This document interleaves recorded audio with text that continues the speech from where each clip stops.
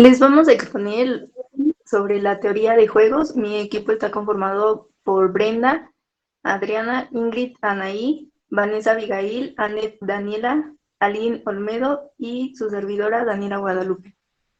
La teoría de juegos como campo de estudio comenzó a existir en 1928 cuando el matemático John von Neumann publicó una serie de análisis. Según Gabriel Leandro, dice que es una rama de las matemáticas y de la economía que estudia la elección de la conducta óptima de un individuo cuando los costes y los beneficios de cada opción no están fijados de antemano. Es útil para tomar decisiones en casos donde dos o más personas que deciden se enfrentan en un conflicto de interés. Así estudia la toma de decisiones en interacción. Ejemplos: el juego de ajedrez, la negociación política, las estrategias militares. ¿Dónde se utiliza? Estas estrategias en estrategias de conflictos, guerras de precios, decisiones de cártel, relaciones sindicato-empresa, acuerdos y negociaciones políticas, económicas, militares, etc.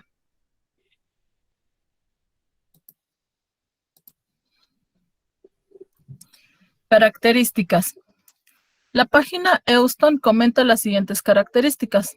Es considerado como un estudio matemático de las situaciones en las que los individuos deben de tomar una decisión. Para realizar se debe de tomar en cuenta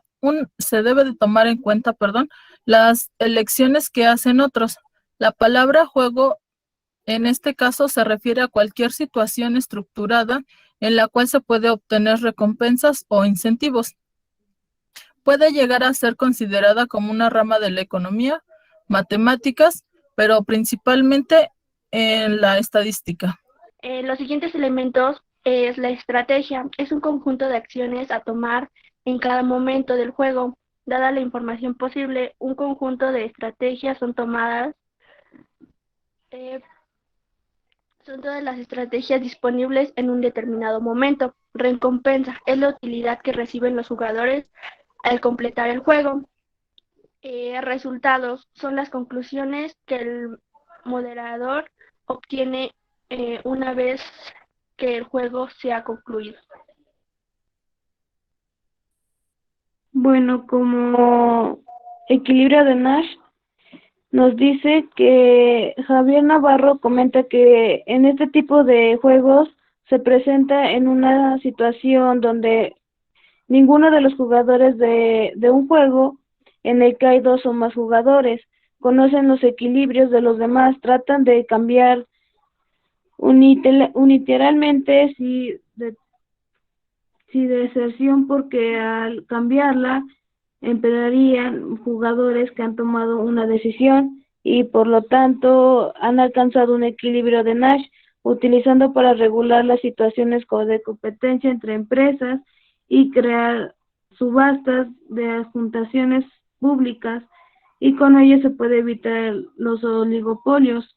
Los juegos competitivos o juegos no cooperativos o sin transferencia de utilidad son estos que en teoría asume que no hay lugar para comunicación, correlación o acuerdos entre los jugadores, de no ser aplicablemente estipulados por las reglas del juego. Le interesa describir recomendaciones para ninguno de los jugadores tenga incentivos para unilateralmente desvelarse. Esto es porque los demás siguen las recomendaciones y no lo nuevo lo perdido. Esta idea corresponde al concepto de equilibrio de Nash, y el concepto más importante de la teoría no cooperativa es de 1950. Bien, yo les voy a hablar sobre los juegos de coordinación o juegos repetidos.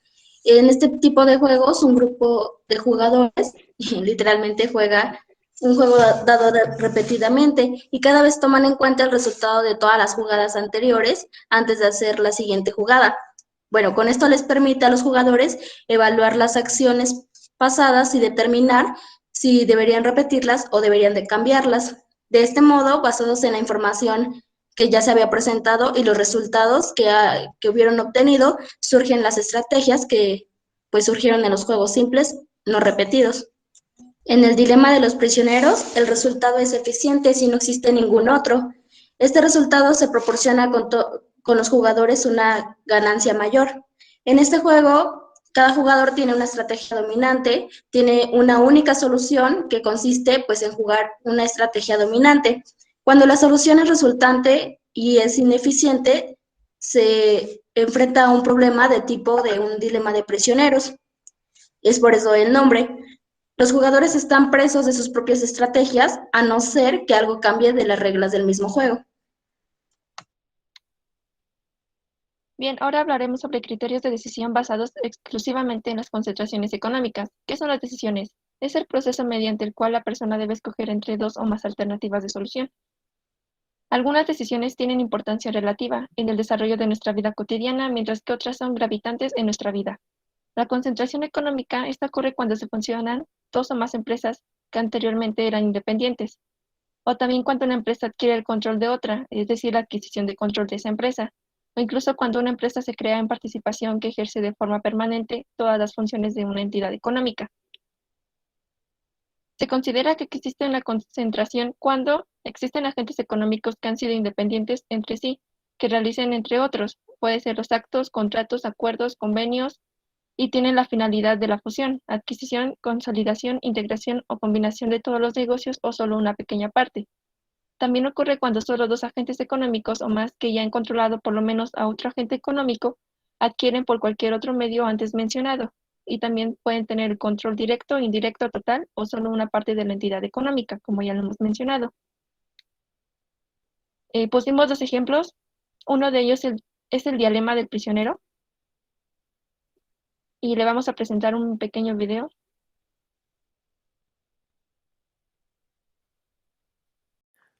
Continuando con el tema del oligopolio y el análisis de las estrategias de las empresas por medio de la teoría de juegos, vale la pena mostrar un ejemplo clásico llamado el dilema del prisionero. Un juego que demuestra que así la cooperación beneficia a ambas partes, ninguna de las dos coopera. Resulta que la policía ha capturado a dos delincuentes, uno llamado Juan y el otro Carlos.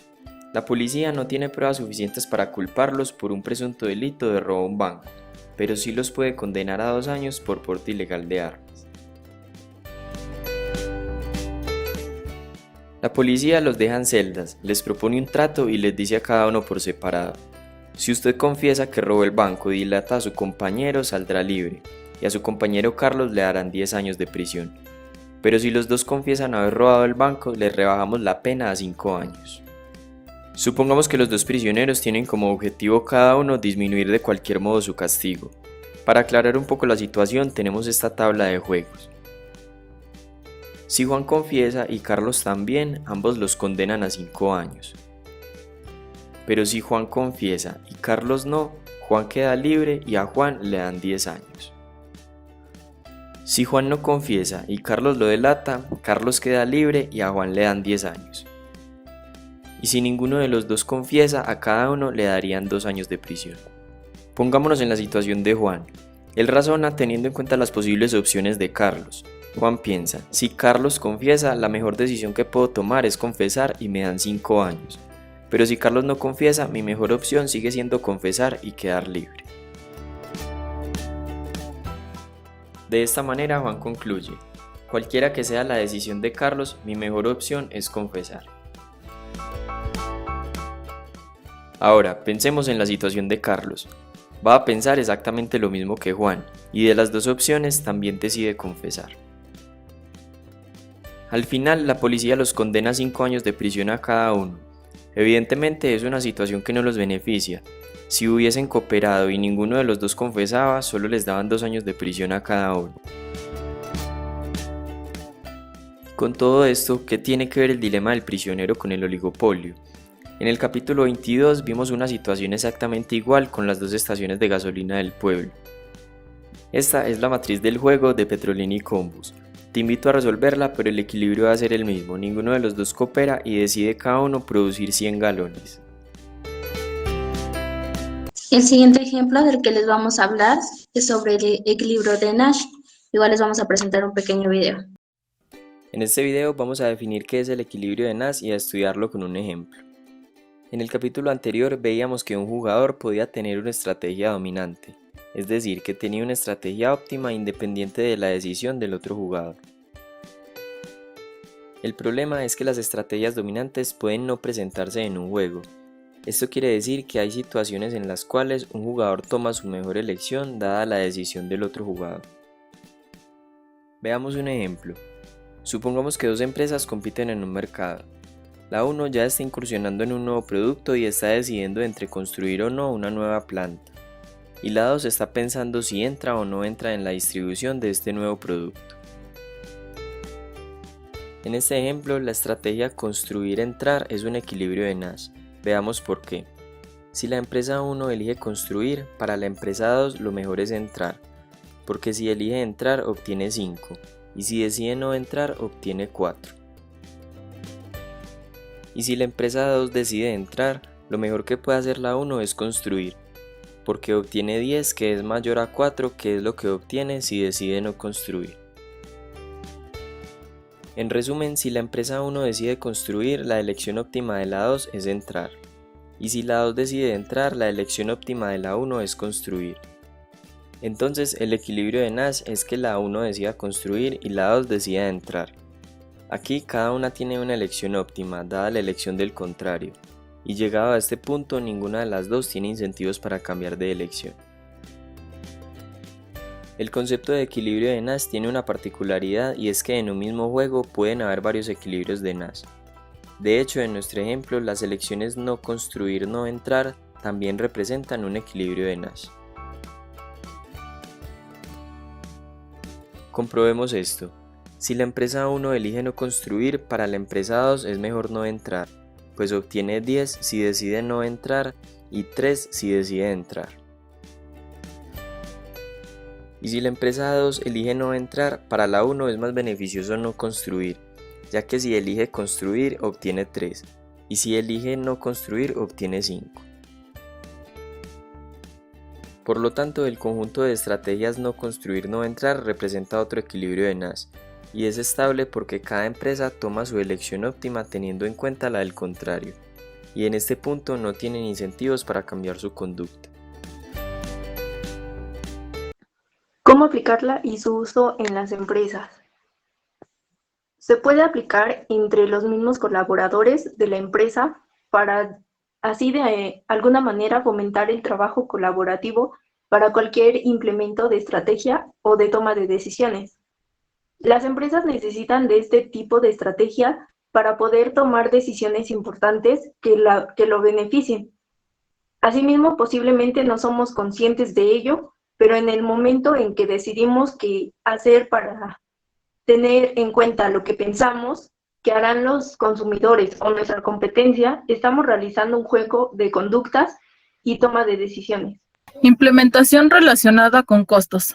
Para el área de costos nos ayuda a evaluar la oportunidad que tenemos para la toma de decisiones sobre una problemática. Ejemplo sería saber si nos conviene o no expandir nuestros sucursales cuando otra empresa se encuentre en apertura. Implementación relacionada en marco legal. En este sector nos sirve para hacer negociaciones, ya que nos permite poder poner en una balanza las ventajas y desventajas que tiene la apertura de un negocio o la expansión, como lo menciona anteriormente mi compañera.